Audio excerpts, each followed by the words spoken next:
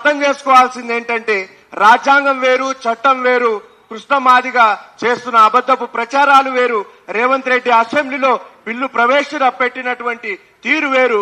వీటన్నిటినీ అర్థం చేసుకొని అసలు ఈ రాష్ట్రంలో అత్యధికంగా 10 సంవత్సరాల్లో దోచుకున్న కులం ఏదైనా ఉన్నదంటే అది మాదిగ కులమే.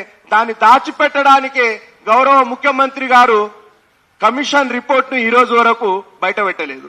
రేవంత్ రెడ్డి గారు ఈ ప్రెస్ మీట్ ద్వారా అడుగుతున్నా, షమీమ్ అఖ్తర్ ఏమన్నా మీకు లవ్ లెటర్ ఇచ్చిండా దాచిపెట్టడానికి? అది కమిషన్ రిపోర్ట్ కదా.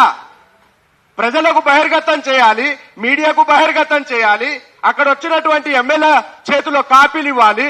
అవన్నీ ఇవ్వకుండా ఉత్తమ్ కుమార్ రెడ్డి చేతులు ఉంటది, అదేవిధంగా మన దామోదర్ రాజనరసింహ చేతులు ఉంటది, ముఖ్యమంత్రి చేతులు ఉంటది. అదేమన్నా లవ్ లెటరా?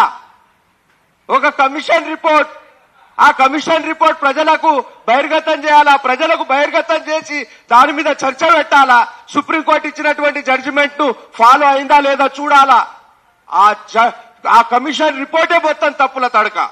కాబట్టి రేవంత్ రెడ్డి దాచిపెడుతున్నాడు.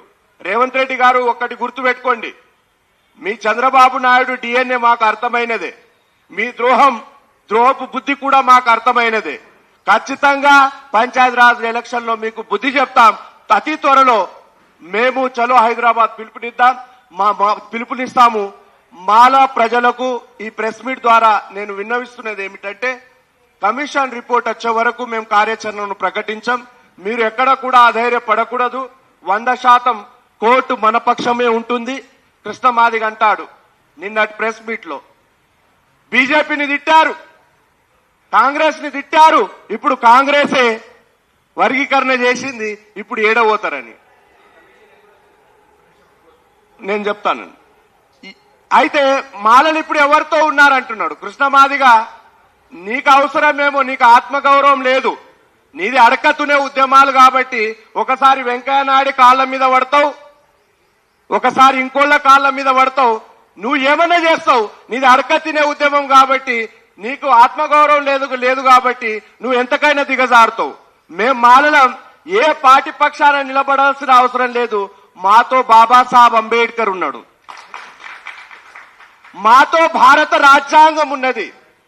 భారత రాజ్యాంగ చట్టాలకు లోబడి మేము ఉద్యమాలు చేస్తాం.